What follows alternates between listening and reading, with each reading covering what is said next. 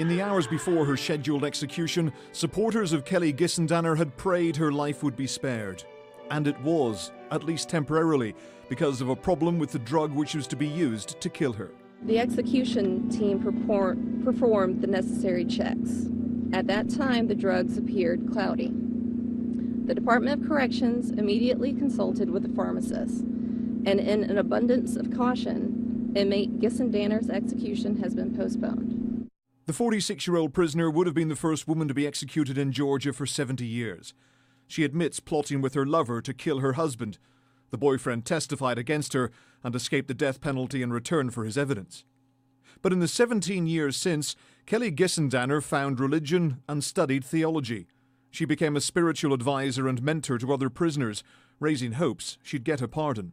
They loved her, and they told stories about how she had touched them and saved their lives in some cases. And so I think in the last few days we've seen that people are quite moved by Kelly's story, and that tens of thousands of people from all over the world are watching Georgia and watching the courts.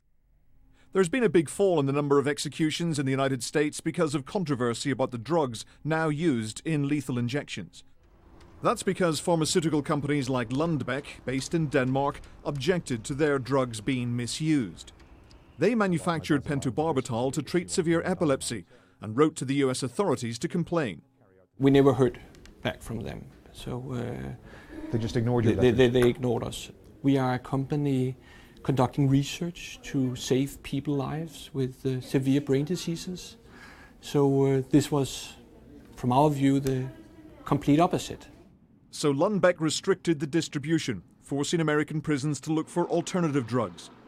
The substitute compounds have proved so controversial, with prolonged and sometimes painful deaths, that some states have had to put executions on hold or consider reintroducing gas chambers or firing squads. The US Supreme Court is due to hear evidence about the use of one drug called midazolam next month. But other executions are still scheduled. Kelly Gissendaner had already had one last-minute stay because of what the prison called bad weather and scheduling issues. Her supporters are hoping the latest delay will assist their calls for clemency. Ian Woods, Sky News.